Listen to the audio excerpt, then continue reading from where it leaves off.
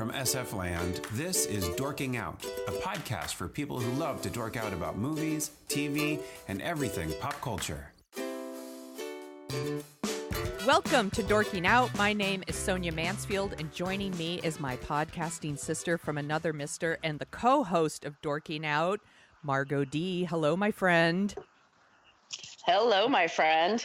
And this week, we are dorking out about 1985's Fletch with a very special guest, the former co-host of Dorking Out, Christopher Allan Smith. Hello, former co-host. Hello, former friend. Hello, former co-host. There's no bitterness here. Aww. Just kidding. There's still bitterness. How you doing? Thank you. Thank you for having me on my not my show. I'm slipping back into old patterns. Thank you for having me on the show. You are welcome. It is nice to have you back. And at the end of the show, we're going to talk about what Smith's been working on because it's really, really awesome what Smith has been doing. But we really just need to get talking about Fletch. Smith, this was your pick. Why did you pick 1985's Fletch starring Chevy Chase as your movie? I picked it for a variety of reasons. One, it was probably one of my top 5 comedies when I was a kid and growing up. I probably have seen this as much or more than any comedy, except for maybe like Ghostbusters or Airplane or whatever. There's just something about this movie that I really loved. And it was a little embarrassing when I was watching it in preparation for today's show. I realized how much of the mannerisms Chevy Chase that I tried to ape and kind of use as the basis for the way that I tell jokes or do jokes or whatever. And it was a little disconcerting how just I tried to just rip Chevy Chase's Fletch off wholesale in my life growing up. But then I was also kind of it's one of those movies that I'm not sure how it aged, and I was very curious to see how it aged. That's what I was thinking about too, because I also watched this one a lot back in the day. Right, exactly. And I was curious how, does it stand up? Does it fall apart? Is it too much of its own time? And then plus, one of the questions that we talked about a lot when I was on the show more regularly. I don't remember that. Neither do I. I don't remember a time before Margo. Did right. you used to host the show? Weird. All right, go ahead. But what I was going to say is the question of what should be rebooted and what should be remade, and kind of like, you don't want to remake movies that are complete classics like Casablanca, but also sometimes there's kind of middling movies that could go for kind of a refresh. And I was curious how this seems like the kind of movie based on a popular series of kind of, I guess, detective books. Yeah, not really they detective are. Mysteries. This might be something ripe for restarting. So all of those kind of things I was just in. And then plus, in the Me Too movement, in the Me Too era, I should say, revisiting Chevy Chase, 1980s, top of his power Chevy Chase. I was just curious how that would look. All of those reasons kind of mixed together. And I've been looking to come back on the show because I miss you guys like crazy. Aww. We miss you sometimes. Mainly Margo. Yeah, I get it. Zing! Ha. It's funny because it's mean. No. So that's it. Yeah. Anyway, that was the reason. Margo, what's your relationship with Fletch? So I'm old. I saw it in the movie theater when it came out. And some days. But I really enjoyed it. I thought it was hilarious. I didn't enjoy Fletch 2. Right. It was a time, actually, I was pretty iffy on Chevy Chase. I like him when he's on the goofier side versus the smarmier side, which I think is the real Chevy Chase. But I think this is I thought it was a great performance. I thought this movie is very funny. I've watched it many, many times over the years. And then a couple of years ago for Book versus Movie, my other podcast, my co-host and I, who's also named Margo, we talked about Fletch, which we talked about the original 1974 novel. It was the first novel to talk about Fletch and his character. Very much, it's based, a lot of the big plot points are in the movie. And so it was interesting for us to talk about like a character written in 1974 versus 1984, and how he behaved and things like that. And there were big differences between the novel and the movie, but Margaret and I both thought like there's certain things that are still freaking hilarious, but there are also some things that kind of you go, Right. That was an easy joke. Yeah. I read that book so long ago, I hardly remember the differences, actually. Well, Right. a big one is that Fletch is he's a total asshole, Right. and he does whatever he wants. I think he's a Vietnam veteran, but he's a reporter, and he comes and goes as he pleases. He is staked out on the Venice beach doing a drug story, but on the beach he has a girlfriend who's a 15-year-old runaway and addicted to heroin, and she's Holy addicted to heroin. moly. Yeah. And then it just goes from there. So it was a very dark story. Yeah. It's very funny. He's a great writer, but Fletch is not goofy in the slightest. He's very much in control of his life. But all of the main characters, Alan Stanwyck, all that other stuff is there still. Re-watching this the other day, I was struck by how much Fletch is like Bugs Bunny in Yes. this movie. Like, he always seems like smarter than everyone. He's in on the joke, all the disguises. Like, all of it reminded me so much of Bugs Bunny. And I'm not complaining. I super love Bugs Bunny. I thought this movie actually was pretty funny and was really cracking up at all the fake names. And I love the newspaper stuff so much. Right. You worked at a newspaper, so you know all that stuff. Yeah, I love Richard Libertini as Fletch's editor. And he's just, I think he's one of those... Margo and I are always talking about we're going to do this episode where we talk about like underappreciated actors, and I feel like he's one of those people. Like when he shows up, he's just always like got such good timing, and he's just really funny. And I think he's so funny in this. And when Fletch is trying to convince him of something, and he's like, "Come on, let me do it. I'll buy you some new deodorant." It like makes me laugh really hard. Yeah. I always forget Gina Davis is in this movie as Larry. Yeah, she Like, is. She's so cute. She's adorable. Adorable. Everybody drink. Everybody drink. Is this Yeah, one of her first movies? I was just looking at it. This is her second Tootsie. movie. Her Tootsie, yeah, exactly. Oh, Tootsie that's is her right. first movie. This is her second. And I'm glad that you said that, because that's one of the things that, for watching it again, there are some kind of big standout, he's really performing for the rafters kind of moments, but almost all the stuff that I really laugh at in this movie is quick, sidelong, almost throwaway jokes. And the fact that she's named Larry and they keep kind of coming back to that and just messing with it, but not like, ha ha, she's named Larry, guys. Isn't this funny? Yeah. It's just so much fun. That I really still enjoyed this, and I'm glad to, I don't know, the part of me that still wants to like and enjoy this movie is glad that you guys reacted to it as you did, because I was afraid that I was going to watch this and it was going to be like another 16 Candles situation. Yes. Where it just this movie that I love melts away in the modern, under the glare of the modern attention. I don't think it doesn't have those same problems though. Like his relationship with, say, Stanwyck's wife is consensual for one thing. Right. Exactly. There you go. Right. She's Get a chance to get to know each other first. Yeah, they're of legal age. Right. I think it's actually fine, and he's honest with her. Actually, it's actually kind of cool. Like he doesn't lie to her and trick her into bed. He's very honest with at first he's like tricking her, and then he just comes clean. John Carlton. Yeah, That always cracks me up. I still I think I made a steak sandwich joke 2 weeks ago. Like I still will make jokes from this movie. I'll have a steak sandwich and a steak sandwich.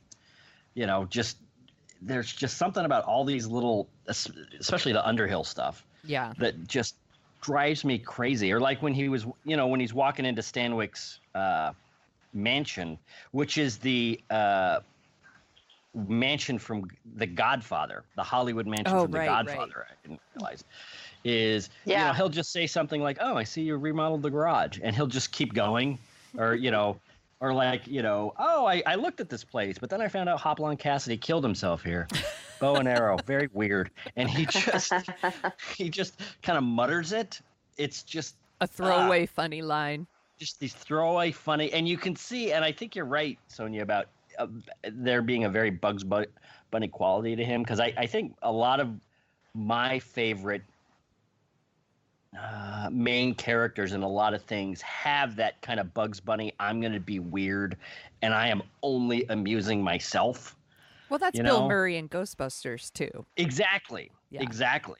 Which is funny, because there's a famous, I guess, rivalry, irritation between Bill Murray and Chevy Chase. Between Bill Murray and Chevy Chase. Well, and I'm Team Bill Murray. Oh, yeah. Exactly. I think we all are. And that's one of the things that I thought was really interesting coming back to revisit this is, since the 1980s, we've all learned Chevy Chase is I don't know why he hasn't had a significant Me Too moment. He's a pretty crazy monster. Even if half the rumors that we've all heard are true, he is not a great guy. Right. But then when you watch this movie, his timing, his mannerisms, his presentation, his whatever is just, I think it's kind of undeniable that you literally can be a legit monster and still be a spectacular performer. And that's such kind of a strange thing to see. But, watching this, and maybe it's just that I saw it in the theater, like Margo, I saw it in the theater originally. So that patina of how I first came to know this movie still sticks with me. But it just, it's so good, so tight, so inventive that, but at the same time, stepping back, it is so obviously a Beverly Hills ripoff or Beverly Hills Cop wannabe. Yeah. You can just see in 84, Beverly Hills Cop comes out, 85, Chevy Chase is obviously, I want to do this. Yeah, we've got someone from SNL. Right. In a comedy that's a mystery. Right. Right. And all he does is he goes through and he just gets to riff and do his stuff, and that's the movie. Yeah. I do love all the Mr. Underhill stuff because they establish right off the bat that Mr. Underhill is a dick. He's a huge dick. Like, he is rude to the staff. He doesn't give them any tip. So we don't give a fuck that Fletch is like charging up like his bill, that he's ordering like fancy champagne and like steak sandwiches and all of that. And it just makes me laugh that he just keeps ordering like all this stuff and adding huge tips. And the staff's like, yeah. Yeah. They're into it. So that stuff really cracks me up. What's your favorite? I'm going to ask Margo something. Margo, do you have a favorite alias that he uses in this movie? Like a fake name? God damn it. Maybe Igor Stravinsky. I thought that was pretty funny. Don Corleone. Yeah. John Cocktoson. That's got to be it. John Cocktoson. John Cocktoson's pretty goddamn funny. It is. I still laugh at Ted Nugent. That's hilarious. Ted Nugent. Yes. Yeah, it's funny how Ted Nugent has become even funnier. We forgot. Go ahead, Margo. Yeah. I was going to say also Tim Matheson is so cute in this movie. He is. He's adorable. He's hot. Yep. He's a really good... He and Chevy Chase are a good match. They are, and he's such a good sleazebag. He's actually kind of like what we do with like Rob Lowe now. Like Rob Lowe plays all these villains in these SNL movies like Wayne's World and Tommy Boy and stuff like that. And I think Tim Matheson was doing that before Rob Lowe. He's really good at that stuff. Yeah. Did you ever see Drop Dead Fred? He's such a creep in that one too. Yeah, of course. I did not. You didn't see Drop Dead Fred? Wait, is Drop Dead Fred? I thought we saw that one together with Aaron. Phoebe Cates. Yeah, with Phoebe Cates and the imaginary friend.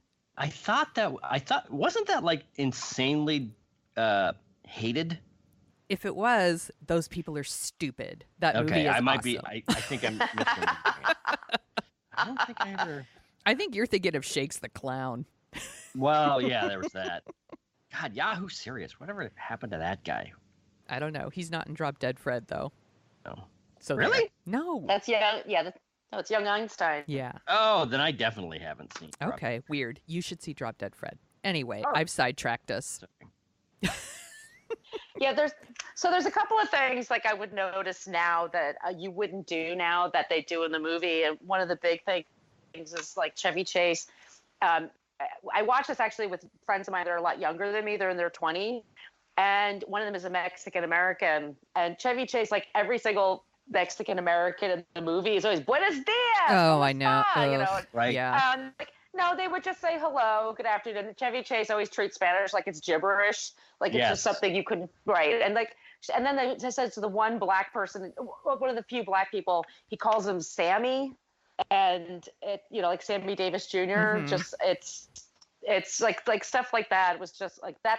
There's just a few instances of that where you're just like, I roll my eyes, like, oh, for God's sakes, 1985. Like, what's that scene where he's playing basketball and he has an afro? Oh, with the afro. I'm like, That's yeah. his. I don't Yeah. He's in his dream blackface. sequence? His dream sequence. I don't think he's in blackface, but he is definitely wearing the afro. Yeah. Right. It's so weird. Yeah, I'm so like, stuff it's like that. I know he's really into basketball. Are they trying to, like, is it like only black people play basketball? Or is it, I don't know what they're trying to say with that scene, and it's just weird. See, that's the thing is, I don't think they're trying to say anything other than, like other than, hey, this would be funny. Because he literally goes to sleep in a scene. They have this dream sequence. Right. And then he wakes up. And I think it literally is just this funny little riff maybe that they thought of. Because the weird thing is, when you watch the TV or whatever, if you look closely, you can tell they shot it on a soundstage and like half the court isn't there. And it's like really so poorly done that I almost think that that was meant to be part of the dream. Because you can see that it goes to like half court and then there's a wall. It's just for a couple frames. But yeah, I think it was just kind of like, hey, this will be funny. So they decided to go with it. It's just such a weird thing. I feel like, is it just because of that joke where the joke they say, what, he's 6'3", but he's 6'7" if you include the afro. And I'm like, did they do that just for that joke? I think they did. I think so too, actually, and I think it worked. I think I did crack up when I first saw it. I will admit that, but I was a kid. Yeah, but so here's my question: there's been a line in this movie that, because of the reputation that Chevy Chase has earned over the years, and because of the dream sequence in Fletch Lives, that's pretty racially crazy. I don't even remember what it is. Can you refresh my memory? No, he's like a plantation owner. Okay. And he's singing, I think it's Zippity Doo-Dah. Oh dear. Okay. Oh and yeah, he's that's got, right. like his black friends are like servants in the dream. Oh, it's like spectacular how out of step it is. But the reason I'm asking this is because when he first goes to Alan Stanwyck's house, he's walking down the hallway with Alan Stanwyck, and the Mexican maid walks by and says, Buenos dias. And I could swear he says, fuck a taco. No, he says Coke and taco. Coke and taco? Coke and taco? What does that mean? Soda and taco. That's what I mean. I know. Yeah. It's dumb. He's making fun of the fact that she said Buenos dias. That's hilarious. The only things he knows are Coke and taco, because that's the only thing he would be able to say if you're in a Mexican restaurant. Because Spanish is so crazy. Got it. It's All like, right. it's no so, one knows the basics. It's so crazy. It's like a whole other language. It's almost as if that's the thing. Like with my younger friends, they just looked at me. I'm like, yeah, okay. And it's Chevy Chase. Like sometimes he's hilarious. So you do listen in. You know, I do like a lot of the throwaway lines that he has in here, but that, like, the few times he's with Spanish people, Mexican Americans, I just cringe. I wince. Yeah. So I got a Go ahead. Well, I got a question for Margo. because I tried to get my 16-year-old son to watch this with me, and he's so leaning into the future that he doesn't even watch stuff on TV anymore. He watches everything on his laptop, not interested in the television. Anyway, Right. what did your younger friends think of this movie? How did they take it? They thought it was, in general, they thought it was very funny, and they laughed, and they thought it was a good mystery, and they thought they thought it was an interesting 80s. They were born in 94 and 95 respectively. So this is, to them, the 80s are this weird time. They didn't know what Hands Across America was, stuff like that I have to teach them. But Wow. yeah, it's just, we're old to them. That's what I mean, when we're old and stuff. But they thought it was funny, but they were like, well, why is he, as soon as he was in the afro, they both winced. And when every time, like I said, when there was a Mexican American, every time we did those kind of jokes, he rolled his eyes like, you got to be kidding me. But just those a few moments, but for the most part, they liked the music, actually. The Faultimer, is that who it is? Harold Faultimer? Yeah. They Harold liked the Faltermeyer. music. Yeah. They really liked the music. And they loved the theme song. Bit by bit. No Run kidding. away or another. They thought that was hilarious. They thought that was awesome. Because that's Wow. the opening and closing song. And they loved we didn't mention the driving sequence when he's in the car with the kid who's stealing the car, and he takes off with the kid and the cops are chasing him. They were cracking up at that. They thought that was hilarious. And I do too. I think that is hilarious. No And kidding. there's stuff that just still stands the test of time too, like police corruption, or Right. It's LA police corruption. yeah, Yes. when the police show up at the end and he just so deadpan says, "Thank God the police." It's I got the police. I also loved when he is running away from that dog. Here's the dog that They tried to take kill pictures me. of it. Look, defenseless babies. And the dog's all, There's stuff that really works here. I still think it's hilarious. We forgot to Dana Wheeler Nicholson as Gail Stanwyck. Adorable. She is adorable. Yes. Everybody drink. So adorable. I have to admit a pretty serious crush on her back then. I wish she had done more. And that's the thing, is it's so weird how to watch these movies, and I think Tommy Boy wasn't was it Tommy Boy or was it Happy Madison, where the actress Happy Gilmore. Happy Gilmore. The actress in that went on to go into Modern Family. Yeah. Mm-hmm. The reason I'm kind of saying this in a weird way is there's a lot of these actresses that are in these kinds of roles in these movies, basically the love interest in these Saturday Night Live type movies. Yes. Where she could have had this, with a different manager or different conditions in the industry or whatever, she could have had a completely different role. She's in this kind of throwaway, forgettable spot, but she could have had a very different, interesting career. Because even now when I'm watching her, it's like she's got a great screen presence, she's got great delivery, she's got all this stuff going for her. So the question is kind of why didn't this is it? I don't think I can think of anything else that she's been in. I mean, I know she's worked and everything, but she was in Tombstone, and she was in Friday Night Lights. The movie. Right. She's been in a few things. Oh no, she was on the show. That's right. She was on the show. Yeah.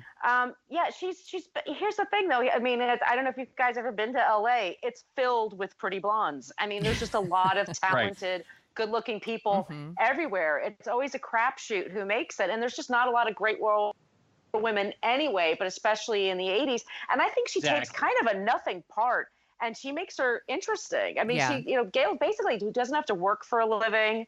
You kind of don't know what she does all day, except hang out in the cabana and stuff, but you still like her. Yeah. And you still feel bad that her husband's a shit. And you kind of want her to be with Fletch, even though he's not the greatest. I mean, it's, and I love the private detective guy, the lawyer that sneaks into his apartment to get the money from Fletch, the Allan. He's really funny. There's some really funny scenes. It's a very funny film. Yeah. I mean, that's the thing. And I think that's what you're saying it much better than I'm saying it, is that, she takes this part that should be completely forgettable, or you would even hate this person. And she's fantastic. And to think that she's, she was in Tombstone, she was in all this other stuff, but it's this was definitely her high water mark, and it just seems weird for I think somebody with that kind of talent to. This is it for her. I think she wins us over because she's so shitty at tennis. We can all relate. Yeah, I think that makes her likable. Yeah, because I'm terrible at tennis. Yeah, she's so bad at it. And I think why she stands out in this part is she handles Fletch with such good humor. Like, she's never a bitch about it. You know, No. she's always like, I'm sorry, I don't know who you are, you know, and like she laughs at his jokes, and, you know, you could tell that like she kind of likes him like immediately. And I did think it was a little weird that she kind of trusts him so quickly. But then Yeah. now I think like, well, she probably knew her husband was a lying asshole. Like maybe deep down she's not that surprised. Yeah, and maybe she's lonely. I mean, she seems kind of lonely anyway. Yeah. Like, what does she, like I said, she doesn't have kids. What does she do all day? Yeah, she's just hanging out at the club being shitty at tennis. Yeah. And, you know, in a lesser story, she'd be banging a cabana boy or somebody like that. Like, here she really loved him, but her husband Allan, but she doesn't know that he's married to. I love it that she's married to the other woman. He shows the picture of the other wife. She's just like a hooker. Would you love her? He goes, oh, maybe 10, 15 minutes tops. Tops, that's right. That always makes me laugh too.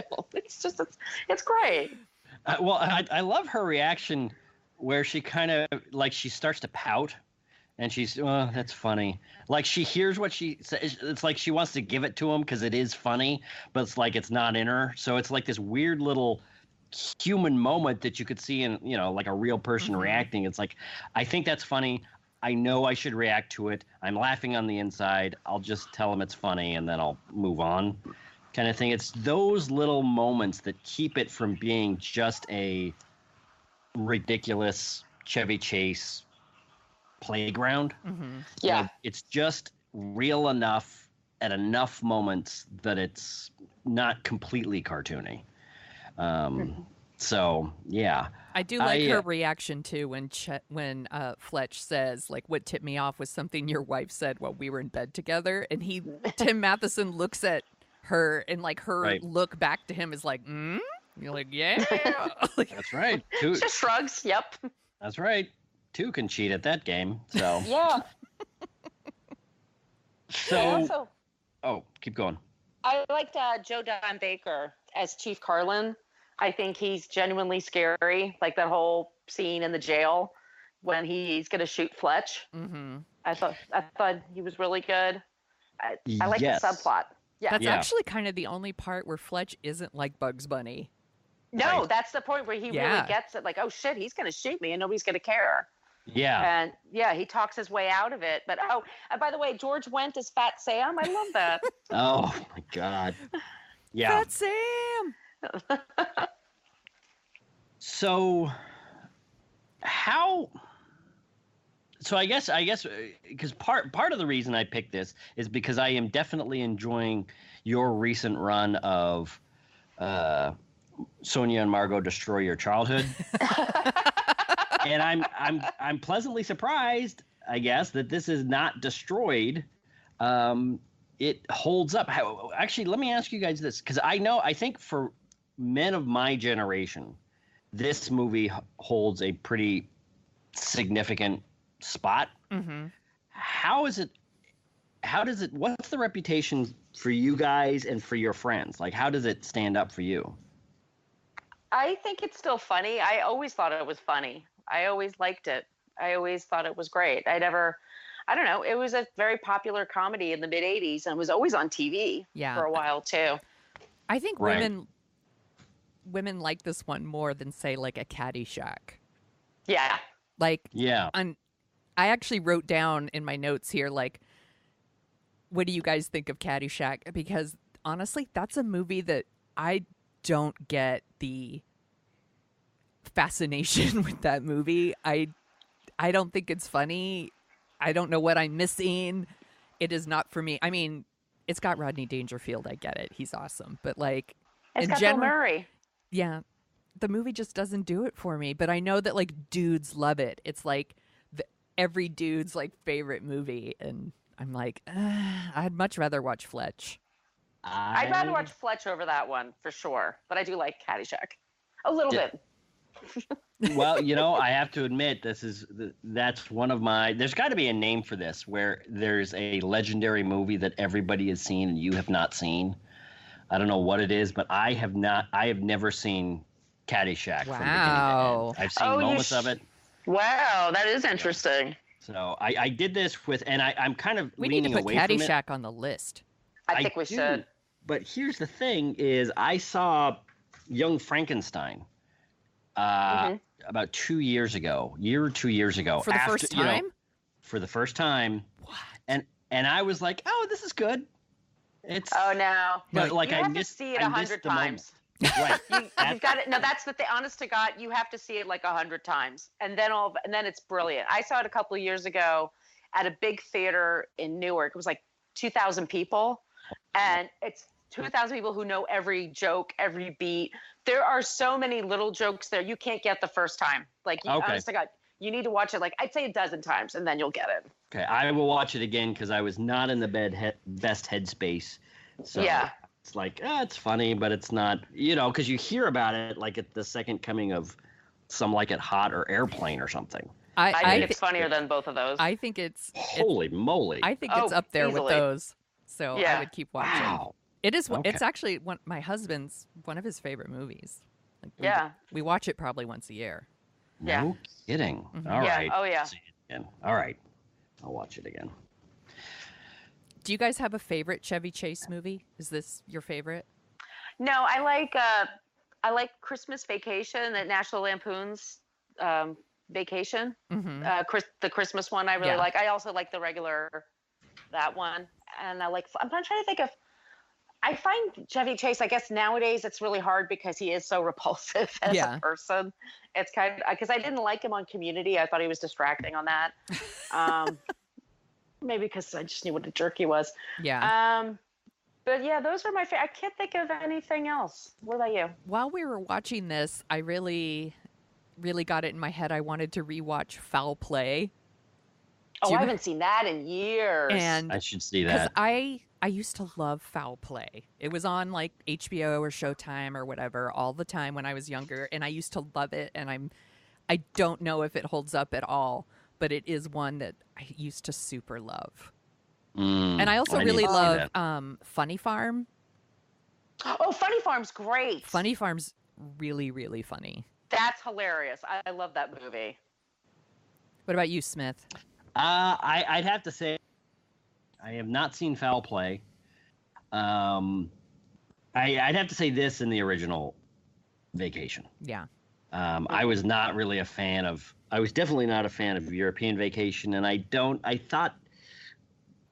know that Christmas Vacation has grown into, kind of an annual tradition, but it seemed to be for me, it was a little too cartoony. It was a little too aware of its own craziness, where the original Vacation was nuts, but it was still almost real, recognizable as, I don't know. There was like a certain level of realism that movies in the early 80s comedies seem to stick with. I haven't seen Christmas Vacation since I saw it in the theater, and I'm pretty sure Margo and I put it on our list as something to talk about during the holidays this year. Yeah. So we'll be revisiting. Cool. Yeah, cool. Definitely.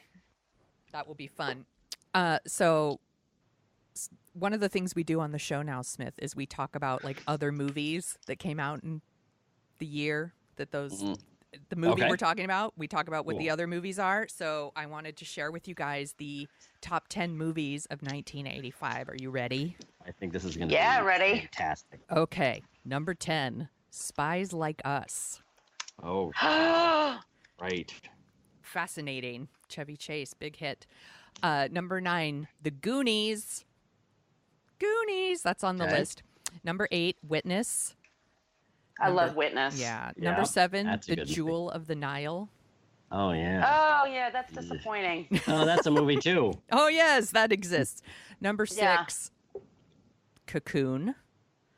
I like Cocoon, even though the effects are really stupid. Yeah. I Starring one of our underappreciated actors, Brian Dennehy. Yep. I need to see that again. God, it's been forever. Yeah. Brian Dennehy's in Cocoon? Yeah. Yeah, of course he is. He's guess, the lead I guess alien. He's one of the aliens. Oh, that's right. I know my Brian Dennehy movies. Yeah. Right. I have an old man crush on Brian Dennehy. Wow. Interesting. Okay. Number 5 is Out of Africa. Yuck. Number Okay. 4 is The Color Purple, Yay. which just did an episode, book versus movie, on that one. Yep. Number It's 3, my wife Laura's favorite movie of all time. Number It's a one great movie. with a bullet. she should listen. She should listen to this episode. Number 3 is Rocky 4. That's a good one. I love that movie. Number 2 is Awful. Rambo. Yep. And number 1 is Back to the Future. I love Back to the Future. That's a good year. That's a pretty good year. That is a good year. Easy year. 80s 80s cheese ever. So do you want to hear about top songs of 85? Always.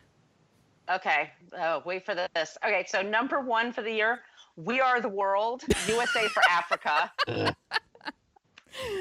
Shout gosh. by Tears for Fears. That's a good one. That's a good one. Susudio by Phil Collins. Sorry. Take on Me by Aha. Mhm. Still a good song. Yeah. That's a Every great time song. every time you go away, Paul Young. Sure. Okay. Don't You Forget About Me, Simple Minds. Oh, yeah. Mhm. Crazy for You, Madonna. I love that song. I do Right. love that song. And then lastly, A View to a Kill, Duran Duran. Oh, nice. I It's a love great that song. movie. Oh, it's so good. It's like one of the best Bond theme songs ever. I don't care what anyone says. Definitely. No, it's fantastic. Absolutely. That movie, I just watched it this last week. It is so good, cheesy craziness that there's something about a bad James Bond. See, that's the thing is, Roger Moore, even when his Bond movies were bad, they were still really watchable Right. and fun and enjoying in a weird way. I think he's the only one. I always all the make other- fun of Roger Moore. That was a running thing when Smith was on the podcast about how much I make fun of Roger Moore. But the truth is, like, I'll totally watch his Bond movies when they're on. Right. Oh, absolutely. The Spy Who Loved Me? Yeah. Yeah. Yeah. Fantastic. I'll And- watch For Your Eyes Only right now if it's on. Like, Yeah. it's kind of stupid how many times I've seen that one. Yeah. But there was a time when A View to a Kill was worried about as the movie that was going to kill the franchise, which is why they went to Timothy Dalton and started over or whatever. But there's something about the way his bad movies age where they're just so cheesy fun. Mhm. I mean, I've been going through a little bit of a Bond kick lately, and I've tried to watch several Pierce Brosnan movies. And they're kind of very middle of the road mediocre, and they're just indistinguishable. I still cannot tell you the difference between Tomorrow Never Dies and The World Is Not Enough. See, yeah. I almost forgot the name. Which one comes? Right. I don't know. What's the difference between those two things? I don't know. The only way I can tell his Bond movies are any different is Goldeneye, because that was his first one, and Die Another Day, which is the second worst Bond movie Yeah. in existence. And Bad Bond Song by Madonna. Bad Bond song. And it's funny because everybody likes to bash. I go to the James Bond subreddit from time to time just to track news on the new Bond movie coming out. And everybody loves to bash on Die Another Day as it's the worst thing ever. But I would like for any of the Bond fans listening, I would remind them to go watch A View to a Kill. Or not A View to a Kill, License to Kill. There is not a worse, uglier, dumber, more boring Bond movie Oh my in goodness. existence. It really does look like the Bond franchise was handed over to a hacky TV movie director. It looks like a 1980s NBC Wednesday night throwaway movie of the week. I It's miss those. spectacular. It's spectacular how bad it is. I It's totally. just stupefying. Tonight after Hunter, Exactly. License to Kill. Yes. That's exactly what it is. I'll It's just totally like- watch it. It's like the lighting was done by like a lighting class, like a lighting 101 community college film course or something. It's just spectacular how bad it is. It's just so weird. Sorry. All right, now I need to watch it now. Yeah. So before we get on to whatever Smith is working on, is there anything else you're dorking out about, Margo?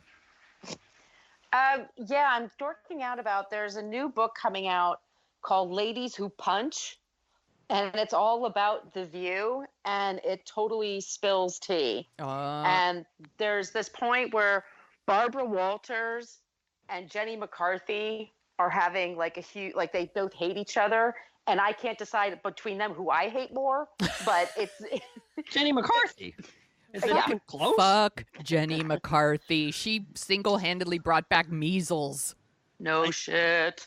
But right. Actually, I'm sorry to stop you, Margo. I have to ask, what do you know about Barbara Walters that makes this race even close? I know people who've worked at the. I have to keep it. I just know people who worked for her and worked there, and she's just over the years. There's people she's interviewed, and people love to put her as, oh, she was the first woman journalist to do this or that. She's not about raising other women, even though she helped create The View. I think she was totally about keeping men in power, in a happy.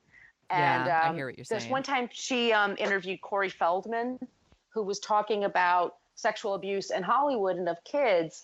And she really gave him a hard time. Like, do you understand? Like, you're talking about something really serious here. Like, she's all about keeping the powerful powerful, like, and doesn't speak truth to power, and was more about, celebrity and stuff. And so I'm just not a fan. Yeah. Well, way to go, Margo. Now you're not going to make her 10 most influential people of the year list. Oh, she's long retired, but I do have a funny story. I worked on Star Jones's book. She used to be on The View. Yeah. And we did a radio tour. And what you had to do is from 6 to 10 a.m., you would sit there and you call these radio stations around the country. And Star Jones and I, for 2 days, for 8 hours, 4 hours each morning, 6 to 10 a.m., we just called in all these radio stations. And she was actually really fun. But we did it out of the View office, and we did it out of Barbara Walters' office. Mm-hmm. So we go to do that 10 a.m. I go back to my office to work all day, and I told my friend Kim about it. She goes, "You going there tomorrow?" I'm like, "Yeah." She goes, "Steal something from that fucking desk." And I'm like, God. "Okay." So I stole something of Barbara Walters' notepad, and I ripped off the top sheet, and it just said on it, "Congressional Reform." And I don't know what she meant by it, but I still have that piece of paper to this day. Wow. And I'll send you guys a picture of it. It's like, it's one of my... She was going to reform Congress. Clearly, it was on her to-do list. I wish she had done it. No shit. I stopped her. Damn it, you guys. That's my fault. Oh, Margo ruins everything. She destroyed your childhood and Congress. Here's the thing. I asked a question, what would make her even close? And that answer completely 100% explains it. Thank you. Anyway, that's my story. That's a good story. And a good recommendation for people. Yeah. Definitely. Yeah. It sounds like it. I love those kind of books. I love those. It's just apparently everybody just spills tea, and I just love that stuff. You most certainly do. And you're going to tell me all about it so I don't have to read it. Yes, I will. I'll do my really quick recommendation. I want to recommend a podcast, and it's called Strong Songs, and it's hosted by Kirk Hamilton. So full disclosure, he is a friend of mine, and he was a editor at Kotoku, and he's a musician. He's super, super talented. And on Strong Songs, he is breaking down some of our most popular songs ever. So he's done episodes about Africa by Toto, or Dancing Queen by ABBA, or Bohemian Rhapsody. Wow. And he just listen to this. Yeah, it's so good. It's so good. Kirk is super smart. He's one of the smartest people ever. And he could just play every instrument. So he just breaks down the song. What you're hearing is this, and he'll play it and then talk about why that's awesome or cool or different. And he just knows so much about music, and you just never hear the song the same way again, but in a good way. I don't mean that in a bad way, in a good way. It's really interesting because a song like Dancing Queen, I mean, I hear it all the time. I've been hearing it all the time since it first came out in the 70s. And then to hear him talk about it, it's like hearing a totally new version of it. It's really, really cool. So everyone should go check out Strong Songs. And it's everywhere you can find podcasts. Cool. So Definitely Smith, will do that. what are you working on? We gave a big tease at the beginning. We did. I am working on the documentary series, my documentary series, 3 Days in Paradise, which tells the story of the various communities of Butte County before, during, and after the Camp Fire from November that consumed 95% of the homes in Paradise, unfortunately, including my own. And since then, a lot of documentarians have come to Butte County to tell different kinds of stories. One of them, well, the most famous of which one, I'm not going to get into right here, but you can find it online. We've been in discussions with them about them possibly helping us find funding and find broadcast outlets. So I think when I was last on here, we talked about I was going to be making a sizzle reel, making kind of a presentation reel. And now that has kind of switched, and then to go out and get money. And then if the money comes through, then we can continue and go. I think Laura and I, given the new kind of contacts that we've made and the new, friends we've made, we're going to be making this one way or another. So 3 Days in Paradise will be produced one way or another. I don't exactly know when it's going to come out. I'm suspecting somewhere in 2020, possibly 2021. We're going to be shooting until June of 2020 because we want to tell the story before the fire and tell about the recovery after the fire.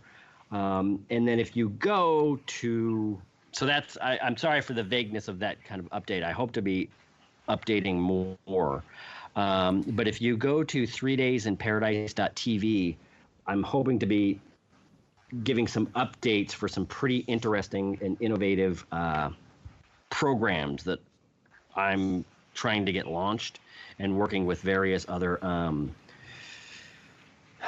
safety agencies to get launched to help make it possible for first responders to learn the lessons of this fire to stop the next one. There's some pretty spectacular, informational technologies that will kind of make it possible in real time for people to understand where a fire is, where an event is happening, and make it possible for people to be safer in tornadoes or fires or school shootings or whatever. It's a system to collect the imagery of people's cell phones in real time and put it together on a map so you can understand exactly what is happening where and why. Yeah, because that was a huge thing that people were like, it's not close to me. I don't think it's close to me. And then next thing you know, the fire's like right on top of you. Exactly. Right. Exactly. So what I would say is in the next month or so, I'm hoping to be able to make some pretty significant announcements. So go to 3daysinparadise.tv and you'll be able to track the progress of the documentary. And if you know of anybody from Butte County, from Paradise, Concal, Magalia, anywhere that's been affected by this fire, please, please, please have them get a hold of me. You can reach me at chris@3daysinparadise.tv. That's my email for this project. And I would love to hear their story and maybe be able to pass their story on to other documentarians that I've personally vetted that are doing some other interesting and good things here in Butte County. And you've been really awesome at sharing GoFundMe pages for various people that you've been interviewing, which is great. So that people, because I know people want to help and they don't know how to help. And when you do stuff like that, it's like, here is something that you can do that actually helps somebody. And I think that that's really great. And I'm going to put a link to everything in our show notes too, so that people know where they can find all the information they want, but also find those like GoFundMes and help people. Perfect. That would be great. That would be much appreciated. So thank you. So and thank you for having me on your show. This was super fun as always. And Margo, where can people find you on the internet? All of my social media, the best place to reach me is at Brooklyn Fit Chick, and my blog is brooklynfitchick.com. Awesome. And you can find Dorking Out at dorkingout.com and Dorking Out Show on Twitter and Facebook. And you can find me on Twitter at thesoniashow.com. And this was super fun as always. Good pick, Smith. Thank you. Thanks for having me. It was super fun. It was really nice having you back for a little while. Just for a little Just bit. a little while. Now get the fuck out. That's the undertone of what was just said. You could come back some other time and I'll buy you some new deodorant.